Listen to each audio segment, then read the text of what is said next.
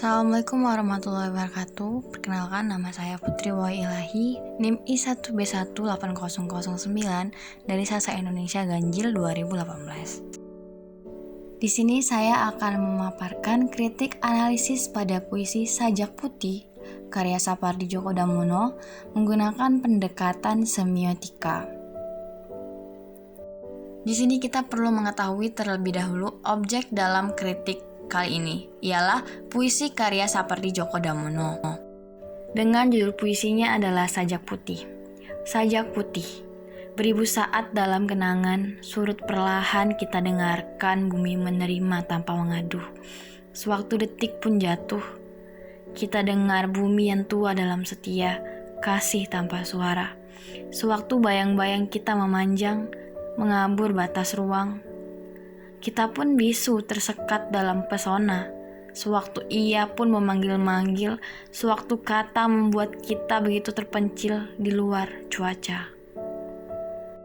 Kemudian untuk pendekatan kritiknya menggunakan pendekatan semiotika. Pendekatan ini awalnya dicetuskan oleh Ferdinand de Saussure. Kritik sastra menggunakan pendekatan semiotika memiliki maksud untuk melakukan penilaian baik dan buruknya pada suatu karya dengan melihat teks atau penggambaran sebagai tanda, di mana tanda tersebut dapat menghasilkan sebuah makna. Makna-makna dalam secara umum menurut Roland Barthes dibagi menjadi dua, yakni makna konotasi, yakni makna kiasan, dan makna denotasi, makna yang sebenarnya.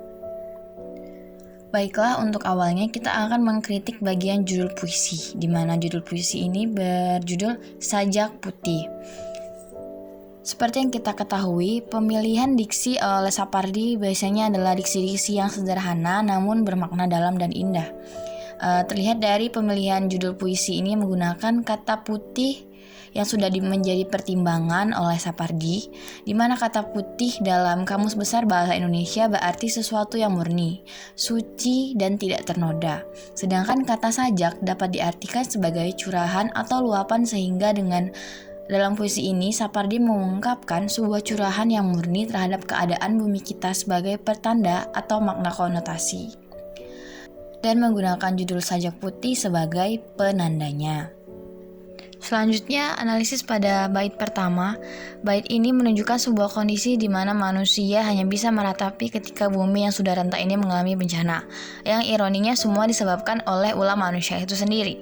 Seolah-olah bumi merasakan kesakitan karena telah dirusak oleh manusia.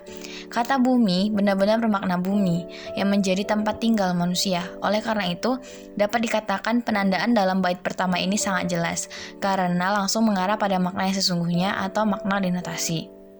Selanjutnya pada bait kedua, bait ini memiliki makna kesetiaan bumi terhadap manusia yang menemaninya hingga dari dia kecil hingga dia bertumbuh dewasa bahkan sampai akhir hayatnya. Dalam bait kedua ini memiliki dua penandaan, yaitu campuran dari makna denotasi dan makna konotasi, di mana makna denotasi masih ada pada kata bumi yang benar-benar bermakna bumi sebagai tempat manusia itu hidup, tumbuh, berkembang, bahkan hingga dia mati. Sedangkan makna konotasi terlihat dalam kalimat sewaktu bayang-bayang kita memanjang, mengabur batas ruang, yang merujuk pada proses kehidupan manusia itu. Pada bait terakhir, bait ketiga, bait ini merujuk pada sikap manusia yang hanya bisa terpaku membisu tanpa bisa melakukan apa-apa ketika bumi telah memasuki masa kehancurannya, itu saat hari kiamat tiba. Dengan munculnya bencana di mana-mana yang menghancurkan tempat kenangan manusia itu hidup. Penandaan bait ketiga ini ada pada kata kita yang merupakan penanda untuk para manusia yang hidup di bumi ini, di mana manusia itu digambarkan hanya bisa membisu dalam keagungan yang Sang Pencipta ketika bencana memanggil-manggil di depan matanya. Manusia diumpamakan sebagai makhluk kecil yang hanya bisa meratapi kejadian hasil dari segala tingkah lakunya selama ini, yang merusaki alam tempat dia tinggal. Jika ditelusuri dari bait pertama, kedua, dan terakhir, runtutan kejadian yang disampaikan Sapardi cenderung acak meski masih berkesinambung. Seolah-olah si penulis ingin membuat kita mengenang.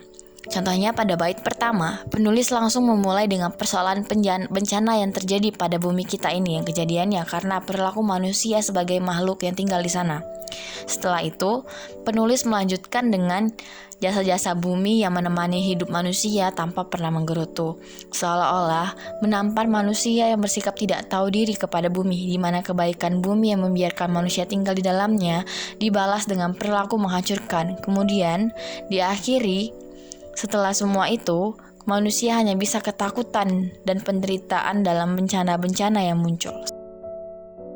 Dari hal ini dapat kita lihat bahwa seolah-olah penulis ingin manusia menyesali tindakannya.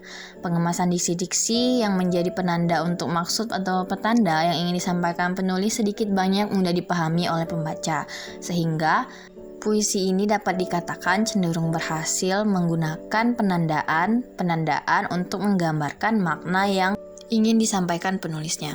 Secara keseluruhan, puisi ini sangat cocok bagi seluruh tingkat pembaca, khususnya bagi pembaca yang masih duduk di bangku sekolah, karena dapat memberikan inspirasi yang sangat besar dalam membuat suatu karangan karya sastra. Pembaca juga akan mendapatkan kesan yang sangat mendalam dalam membaca puisi ini, yakni dari diksi-diksi sederhananya yang dipakai namun memiliki makna yang dalam. Juga amanat yang didapat pembaca setelah membaca puisi ini ialah tumbuhnya kepedulian terhadap ekosistem kita, tempat tinggal kita, yakni bumi, melalui tema kondisi alam yang ingin disampaikan oleh penulisnya, sehingga puisi ini dapat dikatakan berhasil. Demikianlah penyampaian kritik puisi Sapardi Djoko Damono yang berjudul Sajak Putih pada kali ini. Apabila ada salah dan kekurangan saya mohon maaf. Saya akhiri dengan wassalamualaikum warahmatullahi wabarakatuh.